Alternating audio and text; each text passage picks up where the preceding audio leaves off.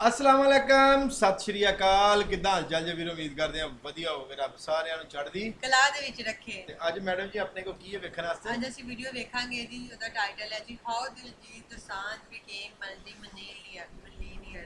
ਮਲੀਨੀਅਰ millionaire. ਹਾਂ ਕਿ ਜਿਹੜਾ ਮਿਲੀਅਨਸ ਦਾ ਮਾਲਕ ਹੈ ਹਾਂ, ਕਿਵੇਂ ਬਣੇ। ਕਿਵੇਂ ਬਣਿਆ ਜੀ। ਚਲੋ ਜੀ देखते हैं पहले वीडियो तो फिर करते हैं गलबात। कि पैसा बहुत ज़रूरी चीज़ है, ये मेरे दिमाग बचपन से बैठ गई बात। पैसा बहुत ज़रूरी है, पैसे के बिना लाइफ नहीं है। पैसा पैसा ये मेरे दिमाग में बैठ गया।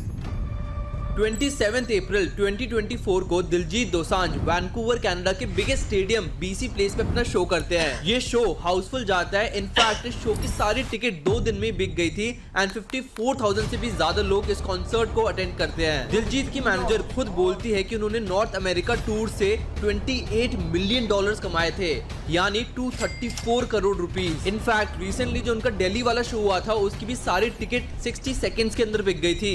सोचो, हजारों टिकट्स 1 मिनट से भी अंदर सारी सोल्ड आउट। एक बार आप टिकट्स का प्राइस गेस करो। 1,000 रुपए, 2,000 रुपए नहीं भाई, 5,000 से लेकर 20,000 रुपए की टिकट्स मिल रही थी।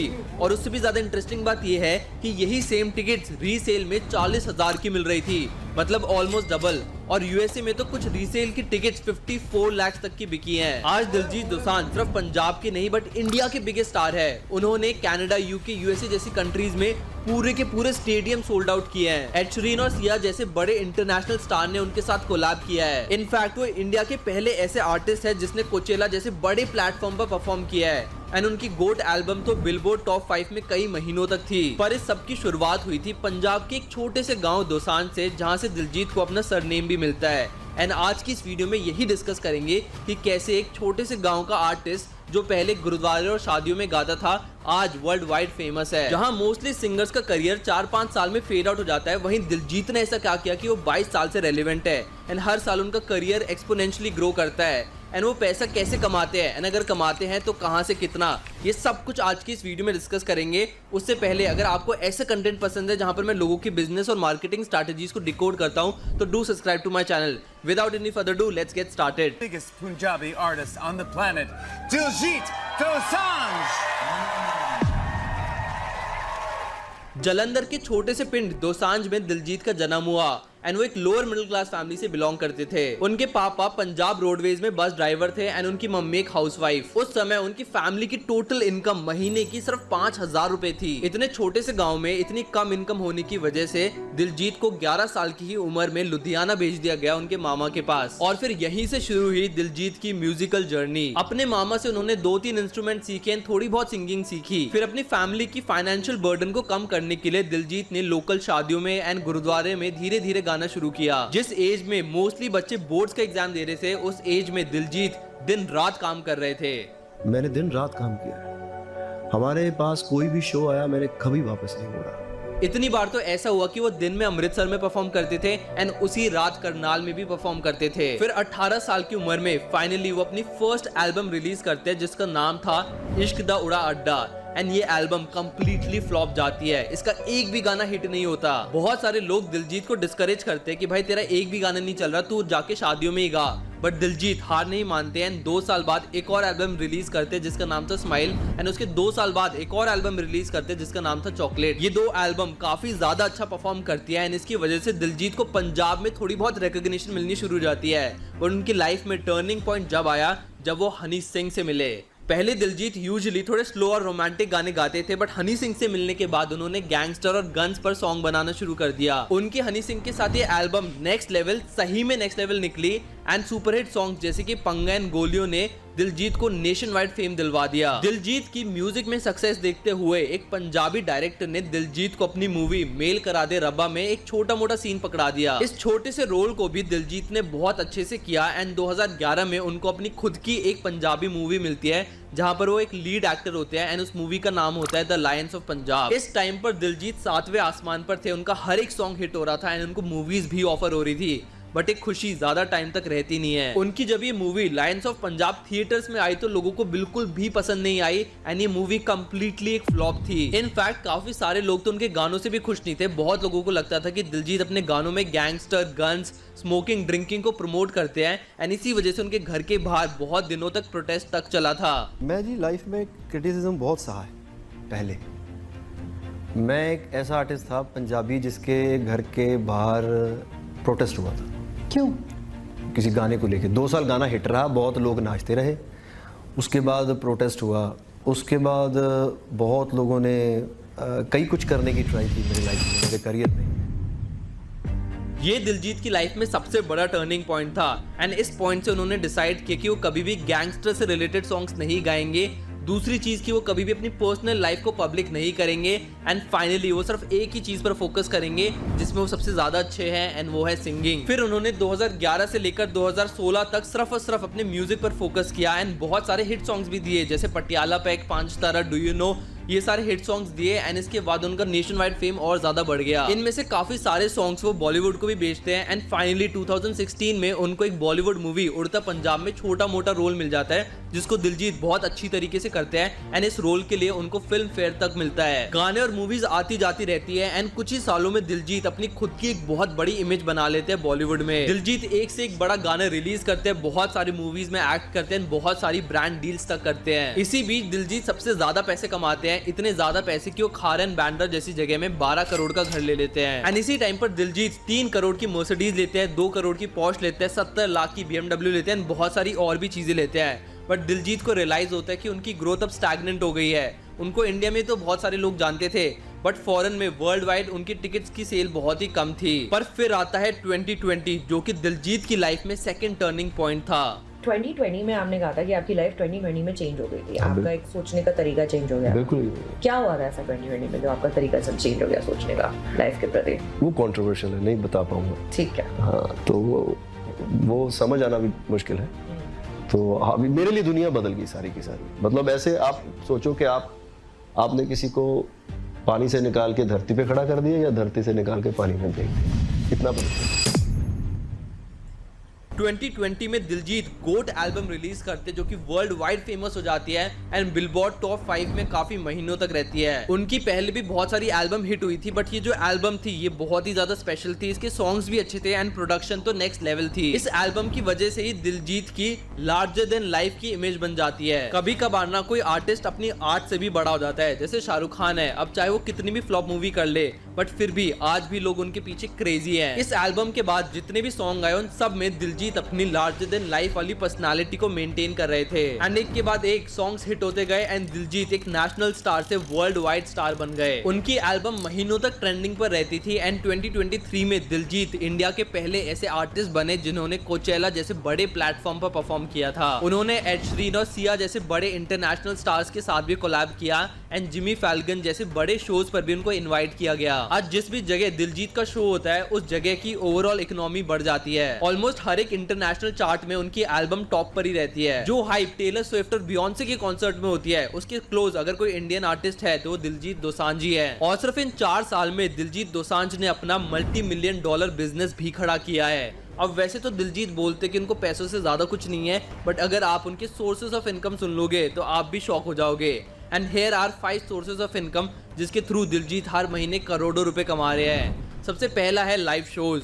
जैसे कि मैंने इस वीडियो की स्टार्टिंग में बताया, जो उनका दिल्ली वाला टूर था उसकी सारी टिकट 60 सेकंड्स के अंदर भी बिक गई थी। अब इस टिकट का प्राइस यूजुअली 4,000 से लेकर 20,000 रुपए तक का था। अगर हम ऑन एवरेज 10,000 रुपए भी ले रहे एंड जवाहरलाल नेहरू में 60,000 सीट्स है एंड वो सबकी सब हाउसफुल थी तो इसका टोटल रेवेन्यू आता है 60 करोड़ रुपीस। तो दिलजीत दोसांझ सिर्फ अपने दिल्ली वाले शो से 60 करोड़ रुपीस कमाएंगे। आई नो ये पूरा का पूरा अमाउंट दिलजीत को नहीं जाएगा, इसमें काफी सारा परसेंटेज मैनेजमेंट को भी जाता है, सिक्योरिटी को भी जाता है, बट फिर भी एक बहुत बड़ा अमाउंट दिलजीत दोसांझ को जरूर जाएगा। इनफैक्ट जो उनका नॉर्थ अमेरिका वाला टूर भी था जो फॉरेन नेशन में था उससे भी उन्होंने 234 करोड़ रुपीस कमाए थे। तो डेफिनेटली जो उनका ये इंडिया वाला टूर होने वाला है जिसमें उनकी टिकट इतनी ज्यादा एक्सपेंसिव है तो इंडिया टूर से भी वो भर के पैसे कमाने वाले हैं। इसके अलावा दिलजीत कुछ प्राइवेट शोज भी करते हैं जहाँ पे वो कुछ मिनट्स के ही 4 करोड़ रुपए लेते हैं for private performance and Anant Ambani की शादी में भी उन्होंने 30 करोड़ रुपए लिए थे।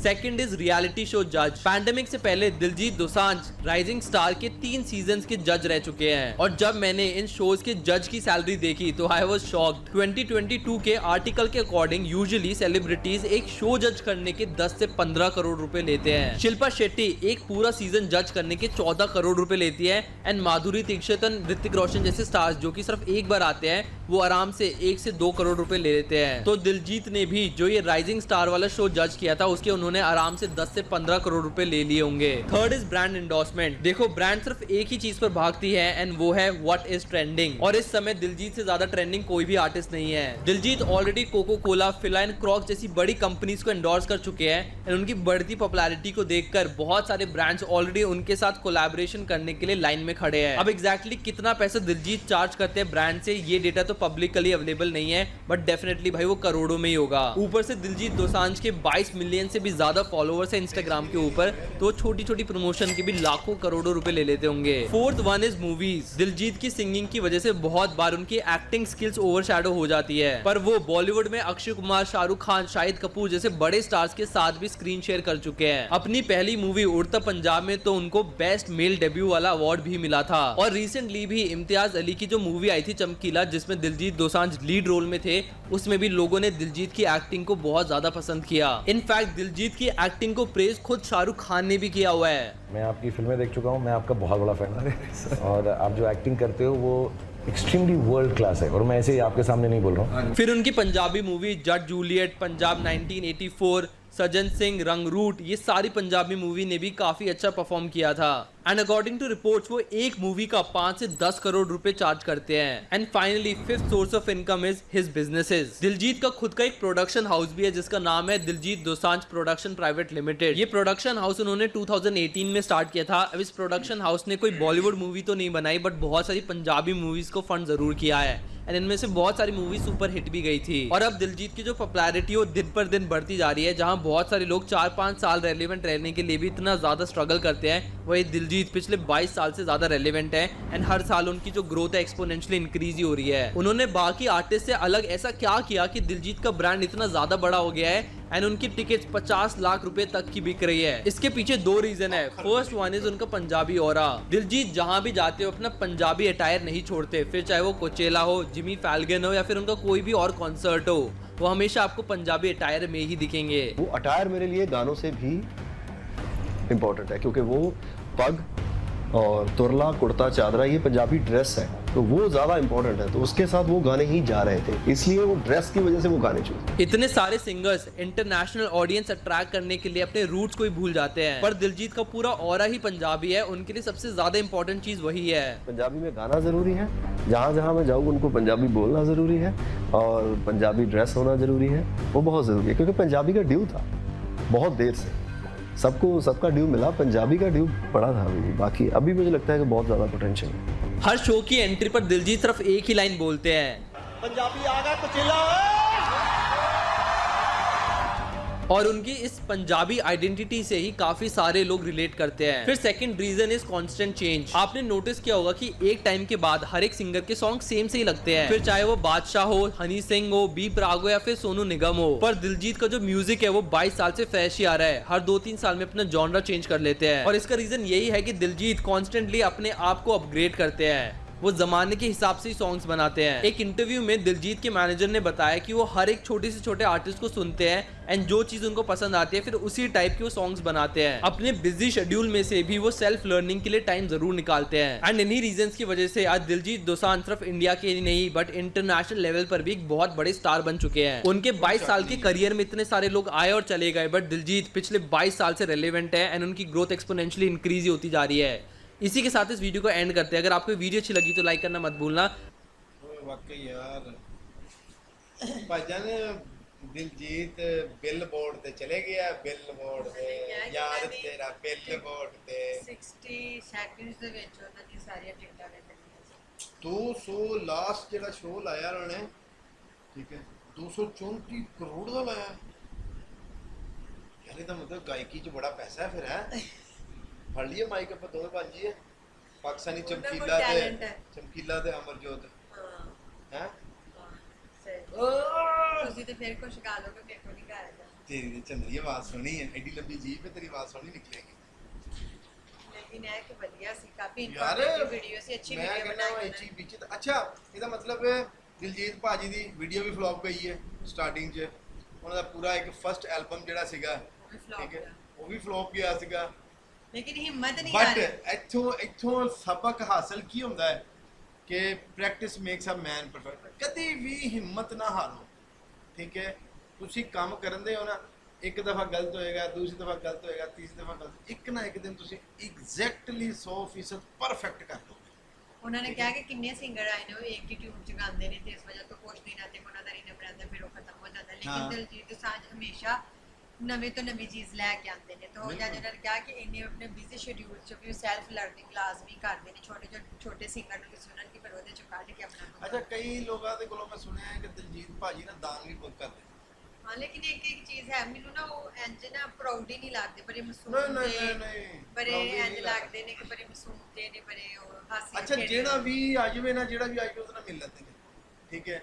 ਬਕਾਇਦਾ ਨਾ, ਅੱਛਾ ਬੰਦਾ ਹੈ ਹੀ ਹਸਮੁਖ, ਜੀਦਾਰ ਬੰਦਾ, ਹਸਮੁਖ ਕੇ ਫਿਲਮ ਦੇਖ ਲਓ, ਫਿਲਮਾਂ ਦੇ ਵਿੱਚ ਵੀ ਚੱਸ ਆਉਂਦੀ ਹੈ ਵੇਖਣ ਦੀ, ਗਾਣੇ ਫਿਰ ਤੁਹਾਨੂੰ ਪਤਾ ਵੈਸੇ ਹੀ ਬਹੁਤ ਦੋਸਾਂਝਾਂ ਵਾਲਾ ਬਹੁਤ ਐਲਬਮ ਜਿਹੜਾ ਉਹਨਾਂ ਦਾ ਕਿੰਨੀ ਦੇਰ ਬਿਲਕੁਲ ਤੇ ਰਿਹਾ 4-5 ਸਾਲ। ਠੀਕ ਹੈ। ਬਾਕੀ ਹੈ ਕਿ ਵਧੀਆ ਸੀ। ਤੁਹਾਨੂੰ ਕਿੱਦਾਂ ਦੀ ਵੀਡੀਓ ਲੱਗੇ ਕਮੈਂਟ ਸੈਕਸ਼ਨ 'ਚ ਕਮੈਂਟ ਕਰਕੇ ਜ਼ਰੂਰ ਦੱਸਣਾ। ਵੀਡੀਓ ਨੂੰ ਲਾਈਕ ਵੀ ਕਰੋ, ਸ਼ੇਅਰ ਵੀ ਕਰੋ ਤੇ ਚੈਨਲ ਨੂੰ ਸਬਸਕ੍ਰਾਈਬ ਵੀ ਕਰੋ ਤੇ ਮਿਲਦੇ ਆ ਜੀ ਨਵੀਂ ਵੀਡੀਓ।